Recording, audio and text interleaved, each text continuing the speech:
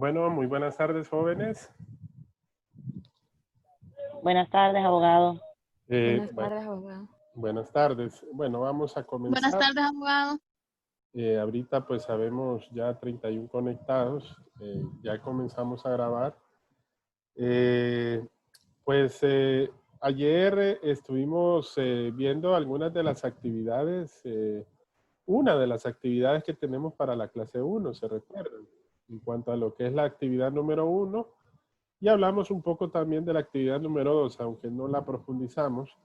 Pero hoy quedamos de que íbamos a concluir esa parte del material que tenemos dispuesto precisamente dentro de lo que es el campus virtual, porque recuerden que dentro del campus y de la actividad número 1, que es una actividad de grupo, tenemos que responder pues esa pregunta donde tenemos que decir por qué el derecho es una ciencia.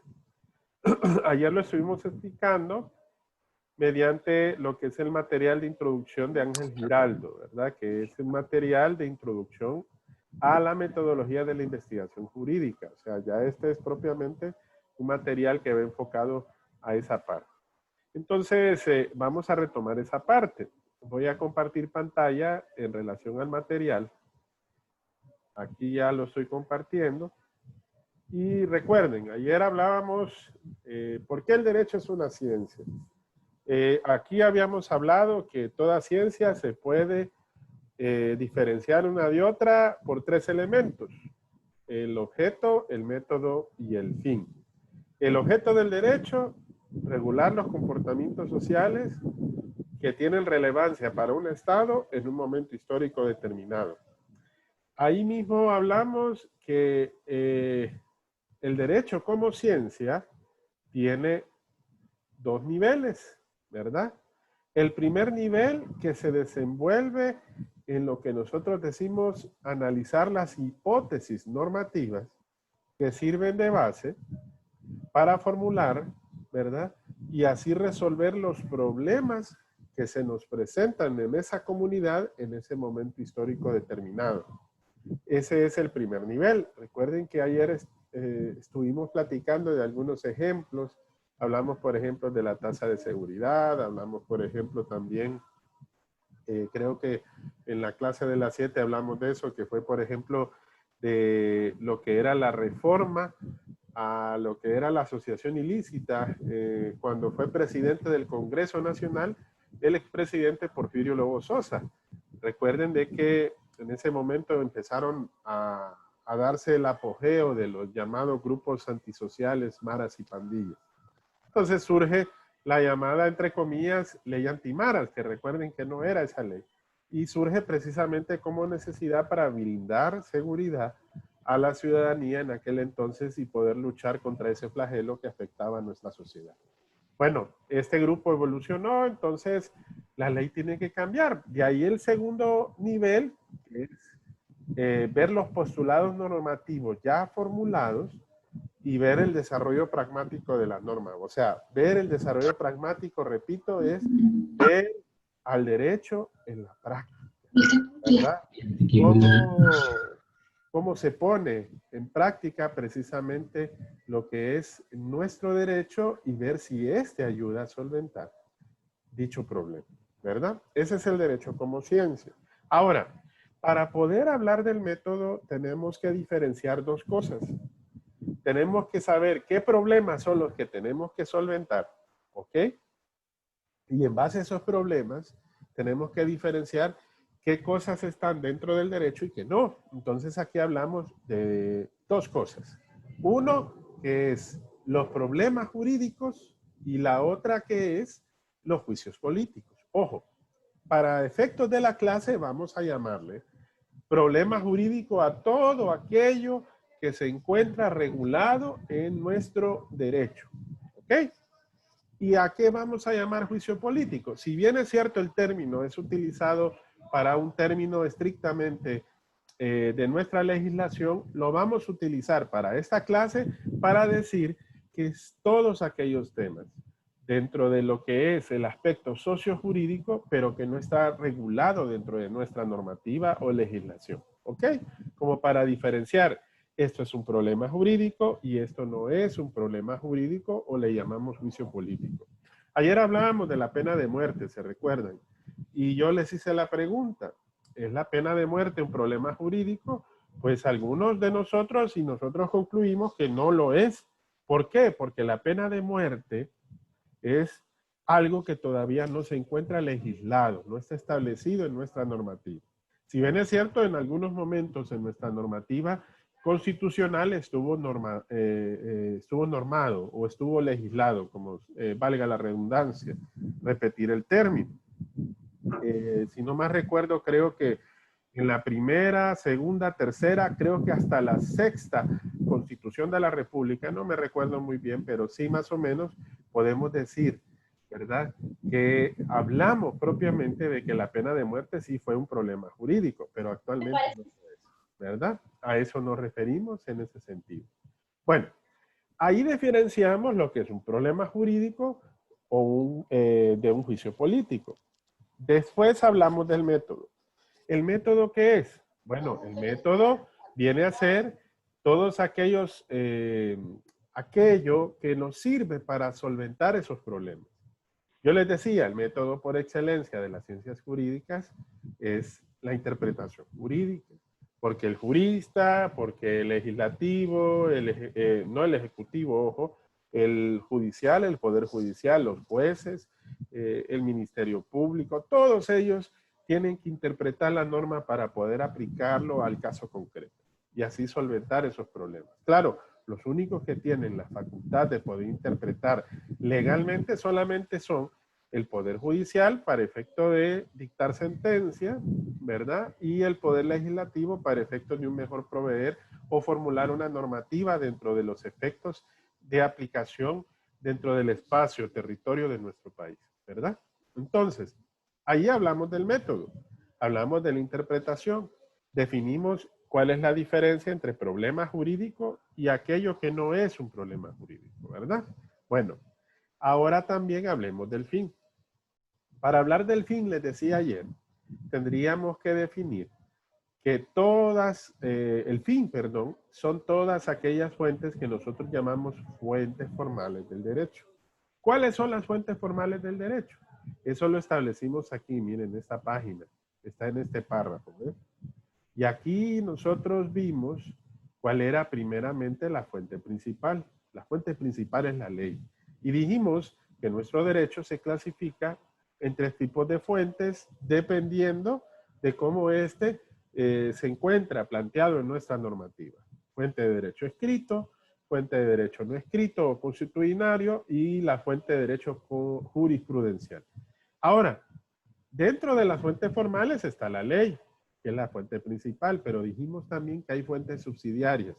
Entre ellas, por ejemplo, está la analogía, los principios generales del derecho, la costumbre, ¿verdad?, el negocio jurídico y la jurisprudencia.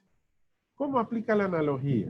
Bueno, les voy a dictar un ejemplo para que entendamos cómo funciona la analogía como una fuente subsidiaria. Miren, para diversas situaciones o problemas jurídicos que nos toca precisamente solventar dentro de nuestro entorno, se puede presentar un caso que de repente no esté normado o no esté legislado. Vaya, ¿cómo usamos la analogía? Analogía es un término que nosotros utilizamos normalmente para los efectos, aquí se lo voy a buscar, dentro del punto de vista jurídico, algo análogo es algo similar, ¿ok? Es algo que de alguna manera tiene ciertas características semejantes, ¿ok? Entre cosas distintas. Yo les doy un ejemplo bien práctico. Hay un tipo de contrato que nosotros llamamos contrato leasing. Ese contrato se utiliza bastante para la compra de vehículos nuevos. Y ese contrato no está normado, no está legislado. Y muchos dicen, ¿cómo ese contrato, si no está legislado propiamente como leasing, por qué nuestra legislación lo permite? Bueno, ¿cómo usamos precisamente esa condición? Eso se hace mediante la analogía.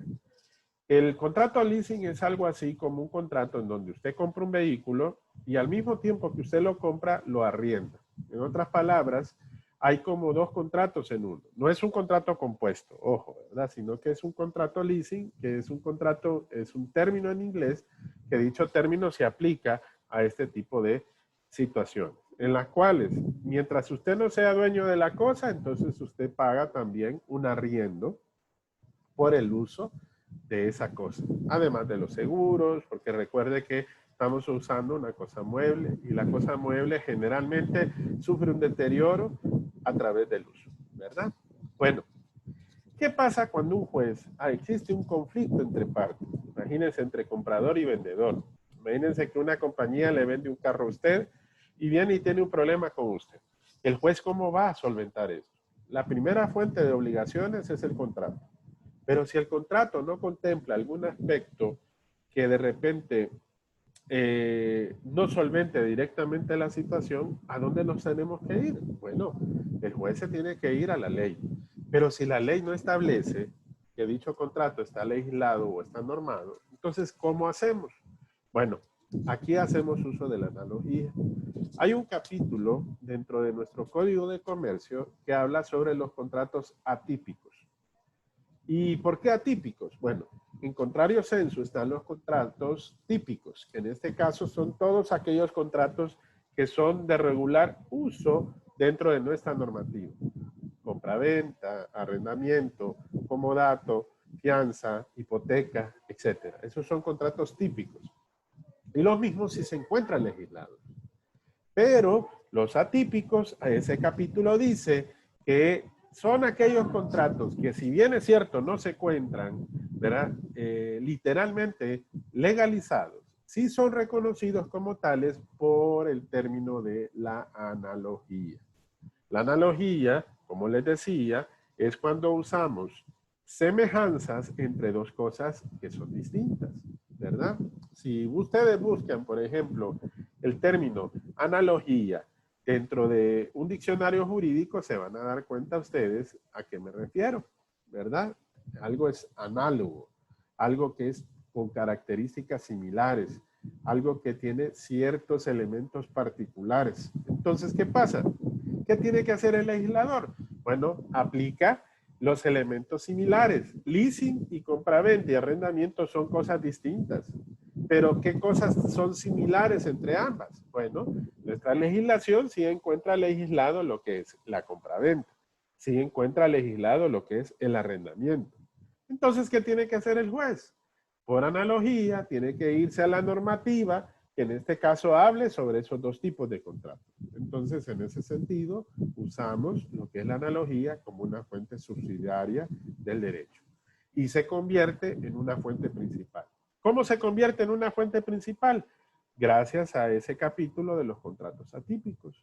¿Por qué? Porque ahí dice que la analogía se puede utilizar para estos casos concretos. Entonces, ¿ven cómo funciona una fuente subsidiaria? Ven que al final el objetivo de la ley es encontrar una brecha en la cual pueda solventar siempre lo que es el problema jurídico. Entonces, este es un ejemplo. Pero recuerden que hay otra infinidad de fuentes subsidiarias. Tenemos ahí, por ejemplo, la costumbre. La costumbre, les voy a enseñar un documento. Este documento creo que lo tengo, sí, lo tengo aquí en el blog de la clase. Se lo voy a compartir para que lo podamos analizar. Y de esa manera, pues, podamos entender mejor esta definición de la costumbre. Voy a dejar de compartir este documento y me voy a ir directamente al otro documento. Permítanme. Ok, aquí está.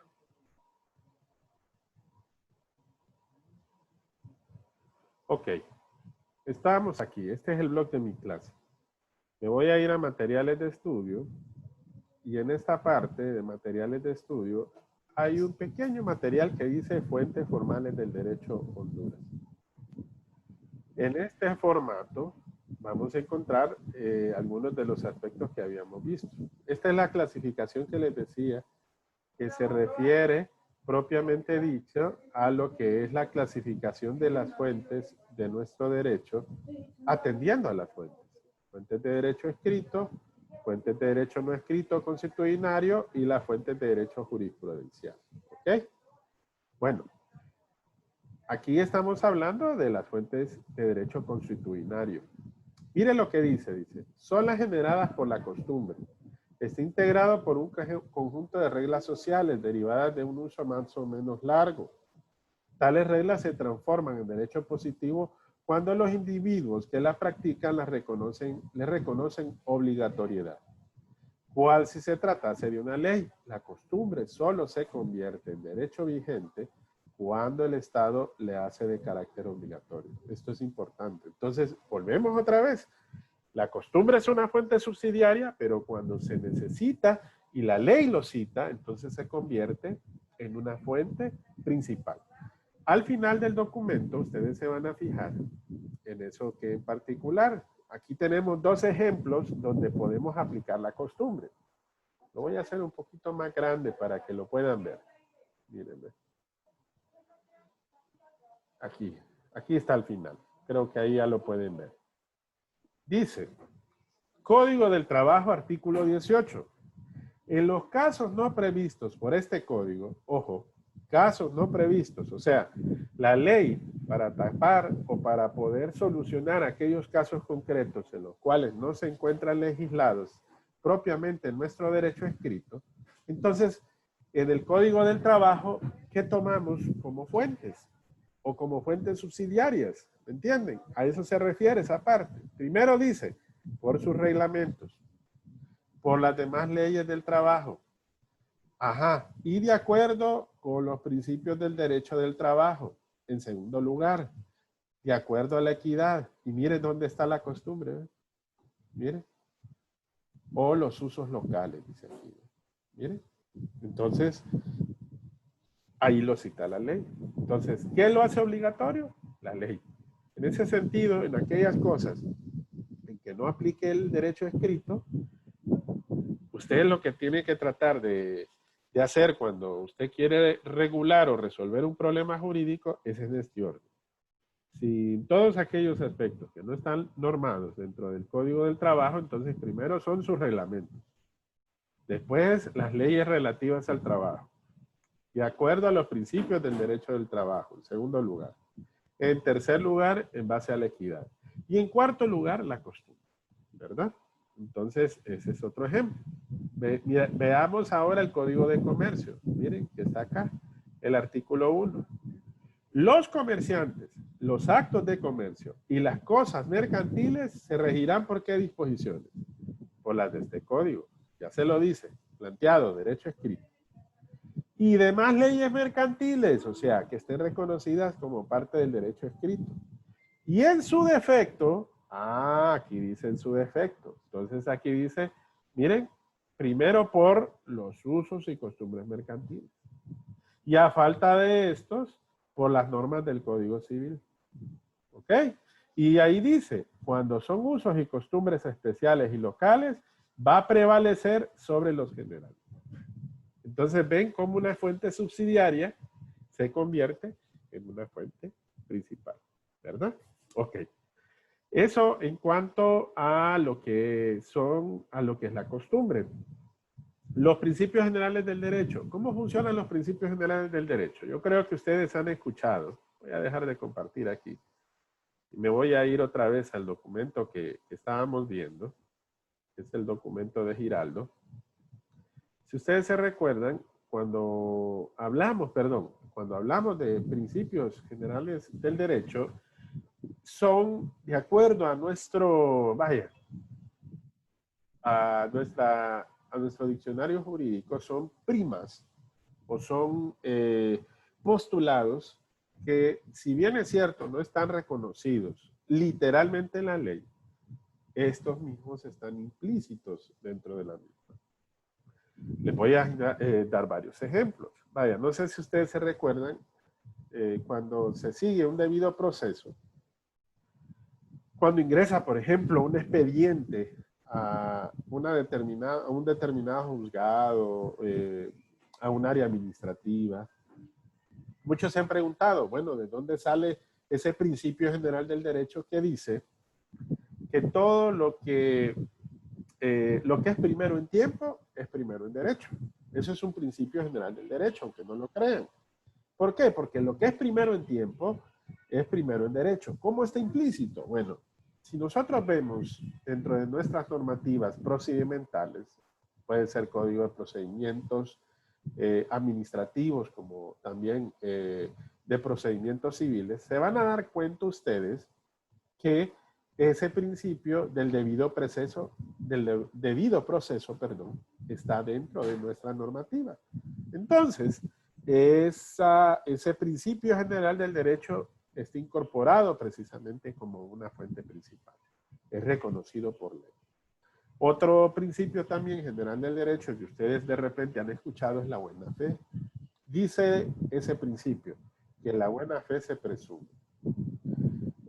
Eso se aplica mucho en los contratos mercantiles o en los civiles. Cuando usted compra una cosa a cambio de un precio, usted espera que quien le vende esa cosa, la cosa está en buen estado, ¿sí o no? Pero ¿qué pasa cuando esa cosa no está en buen estado? Bueno, ahí es donde participa la buena fe. La buena fe es que si usted recibe una cosa es a cambio de un precio y esa cosa es a su conveniencia. Entonces, la buena fe también está establecido como un principio general del derecho, pero está implícito en esta normativa. ¿En qué sentido? Bueno, en que la buena fe se presume. ¿Qué pasa cuando de repente esa cosa sale en mal estado? Bueno, entonces aparecen los llamados vicios ocultos, dice.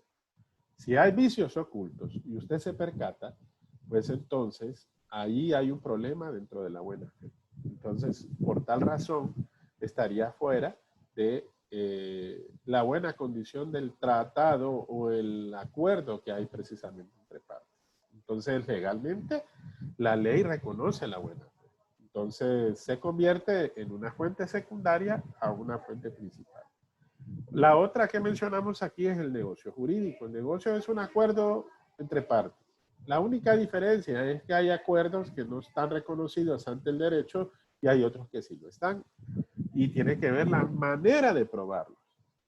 Cuando existe un negocio jurídico es cuando se cumplen esos requisitos que por ley están establecidos. Vaya, por ejemplo, una escritura pública. Yo puedo comprar y vender un terreno, pero mientras esa escritura pública no esté legalizada ante el notario público y cumpliendo los requerimientos de ley, entonces no es un negocio jurídico.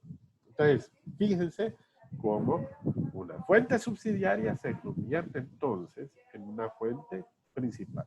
Entonces, estimados, estos son algunos de los ejemplos de cómo se aplica algunas de esas fuentes subsidiarias. Que vuelvo a repetir, siempre y cuando el derecho nuestro lo reconozca como tal. Si no lo reconoce, no se puede reconocer como una fuente principal, ¿verdad?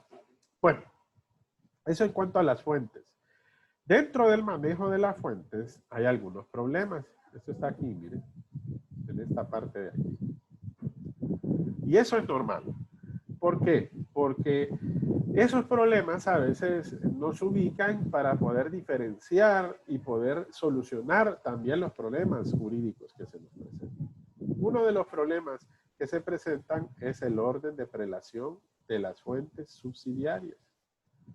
De repente yo les puedo preguntar, bueno, ¿cuál de todas las fuentes subsidiarias? La analogía, los principios generales del derecho, la costumbre. ¿Cuál otra mencionamos? La jurisprudencia, etcétera. Es la más importante. Entonces, ¿cuál es el orden de prelación? ¿Cuál pesa más en caso de que exista una controversia entre ambas? Bueno, esto va de acuerdo a ¿qué? Va de acuerdo al caso concreto. Y dependiendo de ese caso concreto, vemos cuál de todas ellas se aplica. A eso se refiere orden de prelación. ¿Ok? El otro problema que hay también, y eso es muy común, es la jerarquía de las fuentes formales. ¿Jerarquía a qué me refiero?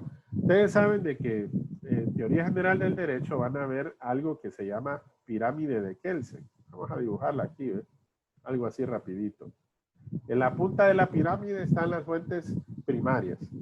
En medio están las reglamentarias y las secundarias. Y al final están las procedimentales. ¿Ok? Entonces, esto le llamamos pirámide de Kelsen. ¿Qué pasa cuando de repente para solucionar un caso concreto tenemos que existe un conflicto entre leyes? Vaya, imagínense, una fuente primaria con una fuente secundaria. O hablemos así, cuando un tratado, por ejemplo, está en controversia con una ley interna. Bueno, ya nuestro derecho lo establece. Ahí es donde se da este problema que se llama jerarquía de las fuentes formales. ¿Quién me lo dice? La misma ley me dice cómo está esta jerarquía. ¿Ok? Esta jerarquía, la ley me lo va a establecer y de esa manera voy a saber, perdón, cuál de ellas es la que voy a aplicar, ¿verdad? Y el último problema es la vigencia de la ley en el tiempo y el espacio. Mire, hay normas que tienen una vida. Vaya, por ejemplo, las leyes, la ley del presupuesto, hay una ley general del presupuesto que esa fue normalizada creo que desde hace unos 10 o 12 años, por ahí. Pero todos los años hay, anualmente, hay una normativa que aplica solamente para el año concreto. Es la ley de presupuesto vigente para este año, por ejemplo. Porque el presidente ya hizo el 2020, 2021, ¿me entienden? Cuando se refiere a esa ley tiene una vigencia. Una vez formulada, normalmente la ley de presupuesto de cada año se prepara con en el año anterior. Muchas veces pasa que de repente se aplica en el mismo año. Entonces, a partir del momento de la vigencia se toma muchas veces desde el tiempo después de su promulgación. Y no se establece una vacatio legis. Lo que nosotros decimos es una vacación de la ley, sino que decimos a partir de tal fecha ya se pone en vigencia. Esas leyes tienen un tiempo en el espacio. Hay leyes, por ejemplo, los planes de arbitrios, solo se aplican en un determinado territorio, por ejemplo. Entonces tiene una vigencia dentro de un determinado espacio, ¿verdad? Igual en el tiempo. Entonces a eso se refiere. Imagínense que de repente exista una controversia en donde usted fundamente un hecho concreto que de repente se llevó a cabo. Eso pasa mucho en la ley penal. ¿Se recuerdan? Con la retroactividad de la ley que se menciona tanto. También es una discusión sobre el problema de la vigencia de la ley en el tiempo y en el espacio. Entonces, esos son los tres problemas que son muy comunes en el manejo de las fuentes subsidiarias en las fuentes formales del derecho, que es la fuente principal como en las fuentes subsidiarias. Bueno, veamos aquí más adelante que recuerden que esto es un repaso, esto sí no lo habíamos visto ayer, pero para que quede más concreto lo estamos repitiendo. Recuerden que aquí hablamos del método de la interpretación. Vuelvo a repetirle. Aquí está. ¿Cómo interpretamos? Primero hacemos esto. Determinamos el significado de los conceptos teóricos y juicios de valor. Y segundo, determinamos el alcance de las fuentes formales del derecho, la totalidad de supuestos que lo integran, ¿verdad? También existen tres métodos de interpretación. Método exegético, método sistemático y método sociológico. Cada uno se aplica de acuerdo a ciertas condiciones jurídicas. Por ejemplo, el exegético, que es la exégesis, es el deber ser de la norma, de dónde proviene precisamente la norma, que se parece mucho a la interpretación pura. Ese es un método que nos sirve para poder interpretar la normativa jurídica. El sistemático se aplica a la estructura formal del Estado y el sociológico se aplica a normativas que son estrictamente del orden social. Entonces, esos son métodos de interpretación. En otras palabras, son métodos que se aplican como parte del método por excelencia de las ciencias jurídicas. Ok. Y por último, el derecho en la praxis, ¿verdad? Ayer lo hablamos también. El derecho en la praxis es que a veces cuando nosotros ponemos en práctica el derecho, a veces hay que determinar algunos problemas. Y el primer problema que hay que tratar de establecer es este. Miren. Primero hay que determinar cuáles son los hechos relevantes que sirven de base para formular los problemas jurídicos.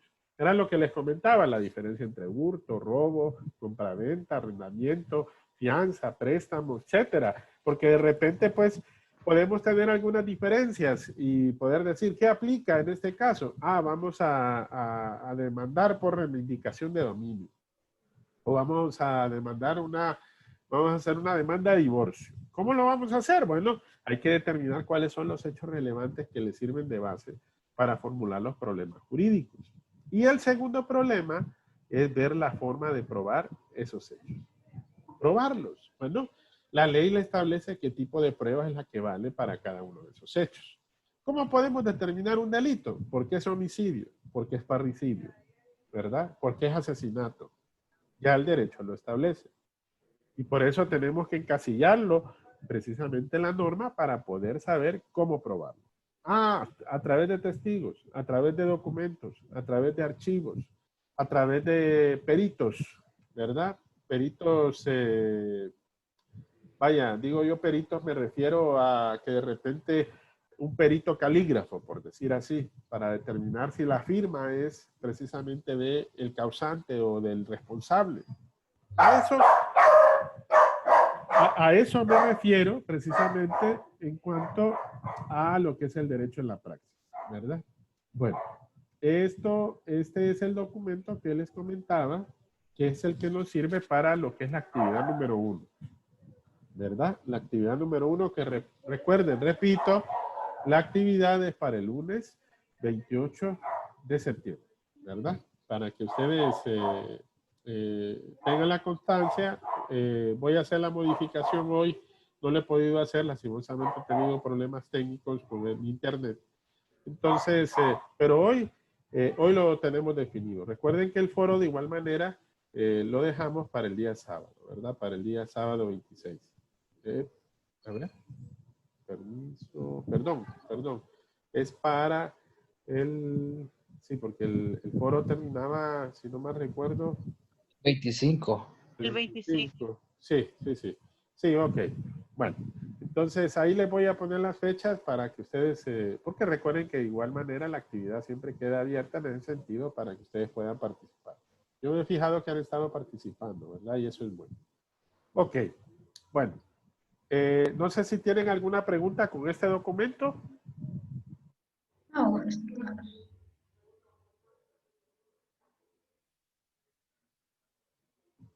¿Les quedó claro entonces? No hay ningún inconveniente.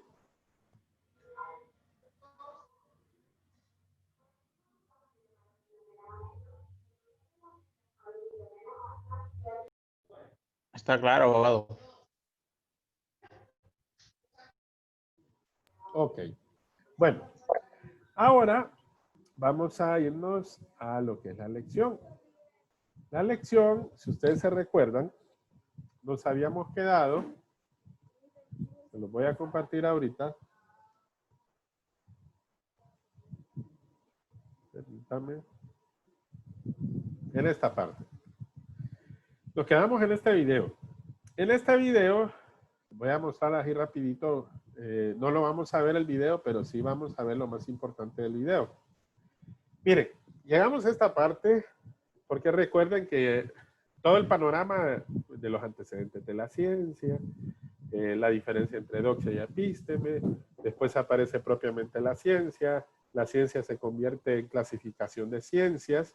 Recuerde que aparece la primera clasificación, que es la clasificación aristotélica, está la poiesis, la teoría y la praxis. Después aparece lo que son las diferentes formas del conocimiento. Hablamos del concordismo, la multidisciplinariedad, la transdisciplinariedad, la multidisciplinariedad, etc. Pero ya aparece el concepto de ciencia, se convierte en ciencias. Entonces ya pasa del singular al plural. Entonces José Ferrater Mora define a las ciencias como un modo de conocimiento que aspira a formular leyes por medio de las cuales se rigen los fenómenos. Ahora, cada una de las disciplinas tiene su lenguaje apropiado. ¿verdad? Y es un conjunto de elementos que están ordenados dentro de lo que es un sistema. Ok, dentro de ese sistema tenemos ciertas características que nos definen propiamente lo que es el conocimiento científico. Entonces, vamos a ver algunas de esas características. Bueno, digo algunas porque algunos definen ciertas características. Bueno, si viéramos un documento que yo tengo, por ejemplo, ahí, son 16 características. Pero hablemos de estas primeras. Vamos a hablar solo de 6. Primero, el conocimiento científico es comunicable. ¿Por qué es comunicable? Porque es de fácil dominio. ¿Pero qué significa comunicar? Significa transmitir. Toda persona, para que ese conocimiento se convierta en conocimiento, forzosamente tiene que trasladarlo. ¿Por qué? Porque el otro tiene que corroborarlo. Es uno de los pilares del método científico. De eso lo vamos a hablar en la siguiente clase. El método científico tiene 2 pilares. La reproducibilidad y la falsabilidad. Ya eso lo vamos a hablar después. Pero está relacionado a esto de la comunicación. ¿Por qué? Porque es necesario que para que el conocimiento se convierta en conocimiento, todo lo manejemos o todo lo compartamos. Es sistemático porque es un conjunto coherente de conocimientos o de premisas. Mismos que pueden ser compartidos de forma organizada o sistemática. Es un conjunto coherente de conocimiento. Es metódico porque cada disciplina tiene un método de acuerdo a cada caso. Es verificable porque toda proposición debe de ponerse a prueba, porque entonces si no, no es conocimiento. ¿Ok? También, por otro lado, decimos que el conocimiento es preciso. ¿Por qué es preciso? Porque se deben usar términos exactos en la medida que sea posible. Y es universal porque es aplicable a todo objeto, ¿verdad? A todo objeto, perdón. Ahorita aquí, para que lo miren. Entonces, esas son las características del conocimiento científico. Y estas están aquí resumidas, miren. Es comunicable, es sistemático, es metódico, es verificable, es preciso y es universal. Entonces es necesario, jóvenes, que ustedes sepan ¿a qué me refiero cuando es verificable, que es comunicable, que es sistemático, que es metódico, que es preciso y que es universal? Porque son características precisamente del conocimiento científico. Bueno, hasta aquí llegamos con esta primera clase de esta primera unidad, ¿verdad? Después pasamos a lo que es propiamente las actividades. Recuerden que las actividades son las 2 actividades que ya habíamos hablado, que es la actividad 1, que es la discusión de caso, que en ese caso, ¿por qué el derecho es una ciencia? Y el foro, ¿verdad? Entonces, esos están ahí para que ustedes puedan participar. Bueno, de aquí vamos a pasar a la siguiente unidad. La siguiente unidad, permítame.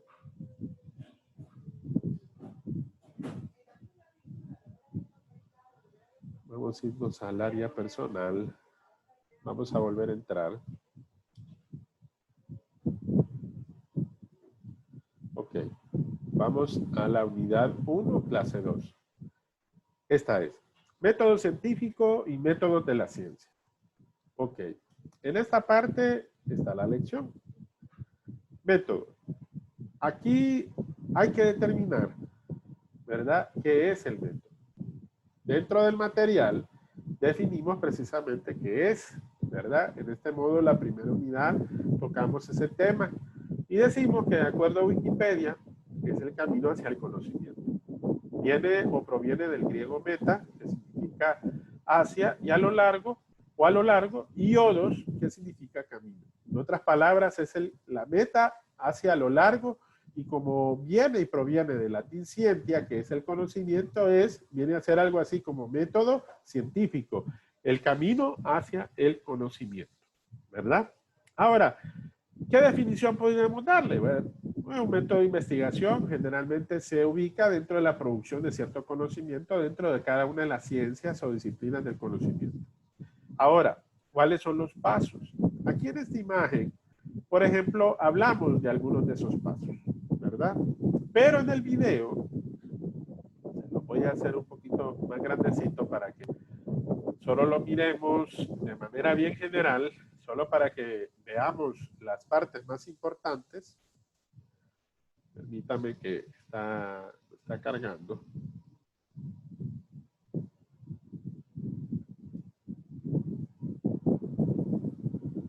Permítame. Ahí está.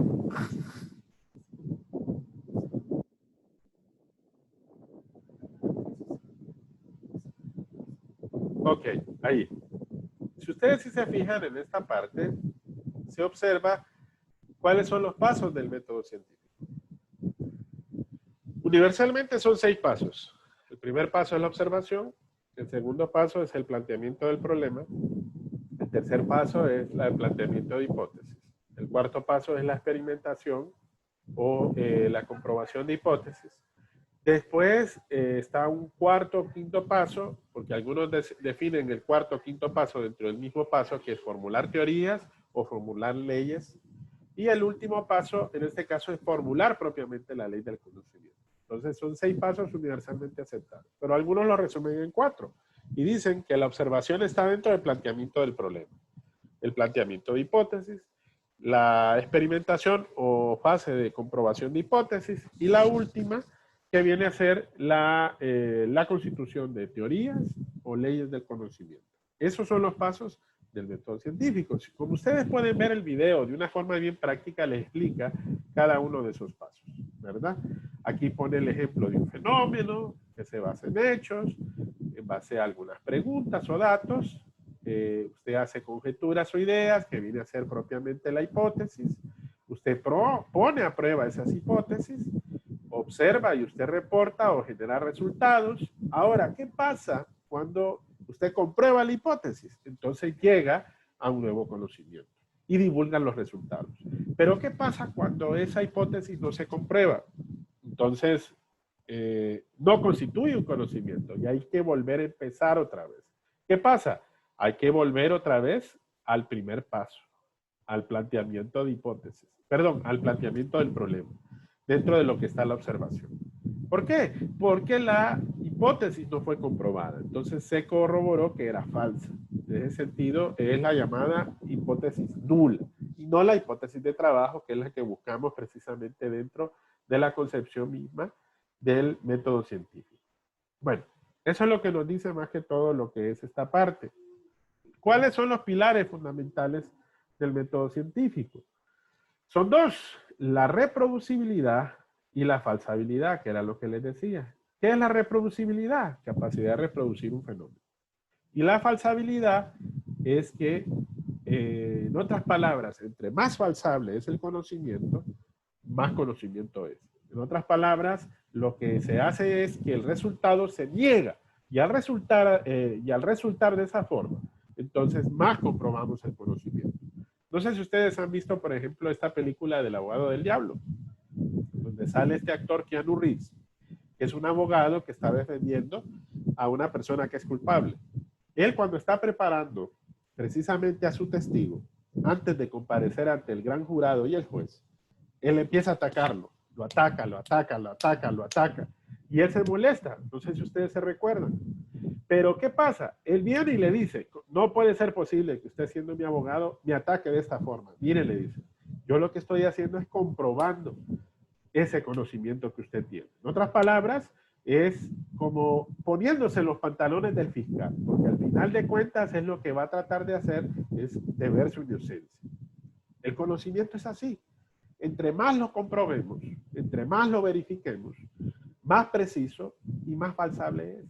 Por eso el método científico, ese es uno de los pilares. Imagínense, los pilares de una columna salomónica, generalmente son 2, a veces aparecen 4, pero sostienen precisamente el método. ¿Por qué? Porque lo que tratamos de hacer es que el mismo se cumpla. La reproducibilidad, como le decíamos, es una característica que va unida a la comunicación de los resultados. Cuando un resultado se comunica, entonces es reproducible. ¿Por qué? Porque el otro también lo va a reproducir exactamente. o lo va a tratar de reproducir para que el fenómeno de esa manera se convierta en un conocimiento. Por eso decimos que el conocimiento es reproducible o es comunicable. ¿Ven la característica que decíamos del conocimiento científico? Ok, aquí más abajito ustedes van a ver también algunos métodos de investigación. Porque aquí vemos el método científico, pero sabemos que cada método se aplica de acuerdo a cada caso. ¿Se acuerdan? El conocimiento científico es metódico. ¿Por qué? Porque hay un método para según sea el caso. Entonces, para el derecho es la interpretación, pero no significa que de repente en el derecho no usemos, por ejemplo, el método deductivo. El método deductivo se utiliza mucho para solventar casos. De igual manera, el método inductivo. ¿Ok? Aquí definimos cada uno de esos métodos. El hipotético deductivo, el inductivo deductivo, el método histórico, el analítico y el sintético. Cada uno tiene ciertas características que nos permiten precisamente definir. Pero eso lo vamos a ver precisamente el día jueves, una vez que veamos este contenido y de igual manera pasemos al contenido de la última clase. Ahora, eso para terminar lo que es la parte de la primera unidad. Recuerden, porque el objetivo es que ustedes vayan profundizando también en esta temática. Aquí, jóvenes, hay un video que de igual manera yo se lo voy a resumir en la próxima clase. Varios de esos métodos aparecen aquí arriba, ¿verdad? El método deductivo, el inductivo, el analítico, el sintético. Creo que aparecen nombres ahí. No me recuerdo ahorita cuáles son, pero sí para que ustedes tengan un panorama y ustedes lo puedan ver, ¿verdad? Ok. Al final hay una actividad. Y esa actividad se la voy a explicar de igual manera el próximo jueves, ¿verdad? Mañana no vamos a tener videoconferencia. El objetivo es que ustedes sigan profundizando dentro de lo que es el contenido, dentro de lo que es la clase. Y el jueves, si traen dudas de esta parte, de esta actividad y de esta clase, es importante que ustedes traigan esas dudas. Si ustedes se fijan, esta clase sí es corta, ¿verdad? Es un poquito más corta. No es como la clase número 1, que esa sí es una lección más completa, ¿verdad? Entonces, léanlo bien, vean ustedes, y esta es la segunda parte.